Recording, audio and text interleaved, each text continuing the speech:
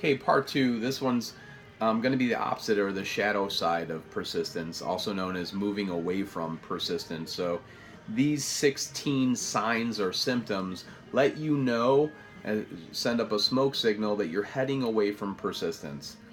1. Failure to recognize and to clearly define exactly what one wants. 2. Procrastination with or without cause. 3. Lack of interest in acquiring specialized knowledge. So, the jack of all trades or somebody who doesn't really care whether or not they do their job well. And we see this all the time. 4. Indecision, the habit of passing the buck on all occasions instead of facing the issue squarely. This is the person who's looking for somebody else to make the decision, so later on, if something goes wrong, they can just be like, oh, that wasn't me, like so-and-so said that, that wasn't my decision. We see this all the time. Number 5, the habit of relying upon alibis instead of creating definite plans for the solution of problems. We see this, people say, oh, cover your butt, cover your butt, cover your butt. No, how about like, don't worry about your butt. We're not moving backwards, we're moving forward. You don't need to cover your butt when you're moving forward. So if you're actually trying to move forward, then you don't have to worry about what's behind you. Like, just get moving and let's create some solutions here. Number 6, self-satisfaction. There is but little remedy for this affliction and no hope for those who suffer from it. Self-satisfaction, we see this all the time. I mean, again, like I could say this for every single one of these. 7, indifference, usually reflected in one's readiness to compromise on all occasions rather than meet opposition and fight it. That coach that's willing to give in to whatever the situation, or the teacher who has kind of compromised themselves instead of teaching what they need to teach at the level, or the strength coach that is like, well, I have too many people in here, I can't do my best. Instead of making the adjustments and then moving forward, they just, we'll just compromise. Number 8, the habit of blaming others for one's mistakes and accepting unfavorable circumstances as being unavoidable. You see this all the time with a person who talks a good game, but then when push comes to shove, they don't do what they said they were going to do. They don't follow through. They're not coaching you. They're not teaching you. They're not mentoring you. They're not doing any of that stuff, and they've always got a reason or somebody else who was to blame, and it has nothing to do with anything outside of themselves. Meaning, when the only thing that needs to be done is action, and it's not a limitation of anything else other than just them doing something. We see that happening with people often kind of in that victim state where it's like, oh, this isn't my fault. Instead of playing the hero, they play the victim. Number 9, weakness of desire due to neglect in the choice of motives that impel action. Meaning, their desire is low because they don't have themselves on purpose to a task or to a cause that is really motivating for them. Number 10, willingness, even eagerness to quit at the first sign of defeat. So you see this come up probably more often in coaching than in a lot of other things. You'll see it come up in teaching if they've got a difficult class and they just can't get through to people, and that's a real problem. It's a real challenge. We're not saying that these aren't real problems or challenges, but this is life. And if you have a job and you're paid to do a job, then you need to get creative and try to find ways that you can solve things. And again, this is a moving away from persistence situation. Number 11, lack of organized plans placed in writing where they may be analyzed.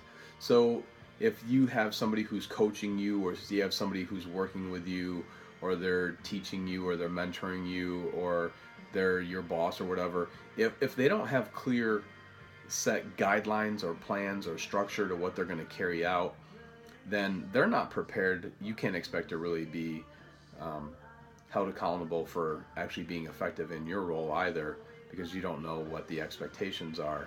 There is no map, there's no strategy, there's no plan. So that makes things very difficult.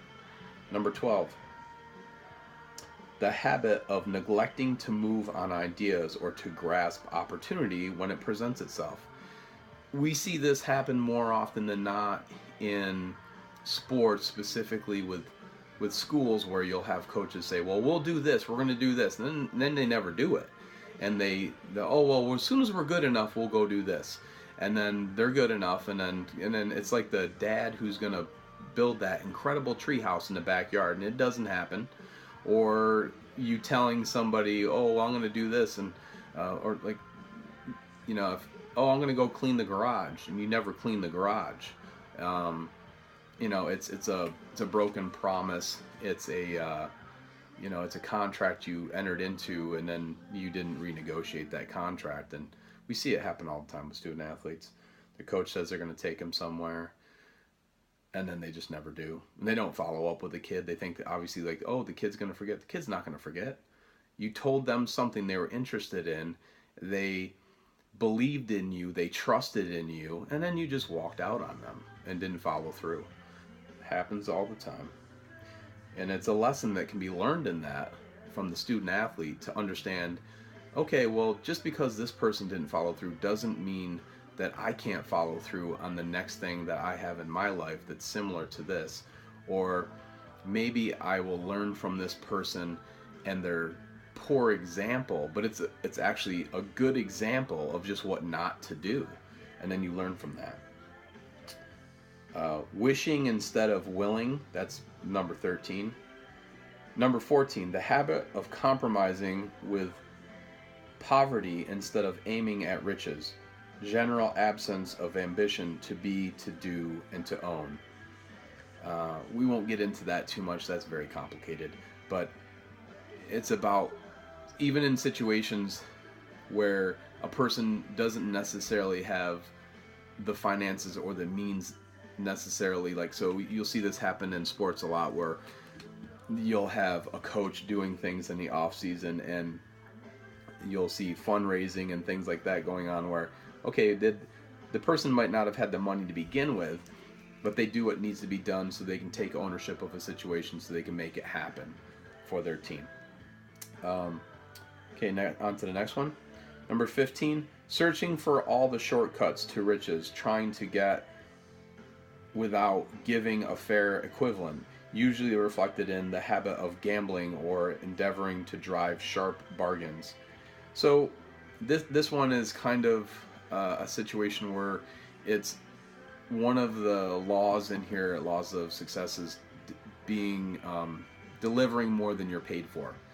And so this one is kind of, it's not necessarily you're not going to deliver more than what is paid for, but it's that you're constantly trying to find a shorter version to success, and that's okay, but that shouldn't be the chief aim. Number 16, fear of criticism, failure to create plans and to put them into action because of what other people will think, do, or say. This enemy belongs at the head of the list because it generally exists in one's subconscious mind, where its presence is not recognized. So that's number 16. That's the last one, and that's probably one of the most important ones. We see other people get all over other people when they provide feedback for them, trying to help them. So if we're in here and we're working out, and I tell somebody, hey, listen, if you see Susie doing something wrong and you have an opportunity and you have the knowledge to jump in and say, hey, listen, I think you might want to do it like this. I saw you doing this, and this is not what you're trying to do. As long as you understand what they're trying to do, you can jump in and be a good teammate and say, hey, listen, let me give you some feedback here that might help. And if Susie wants to be great, what she'll say is, thank you. That's great. Thank you for pointing that out. And then she's going to make the correction. Then she might come back to the coach or the person in charge and double check to make sure it's correct. And then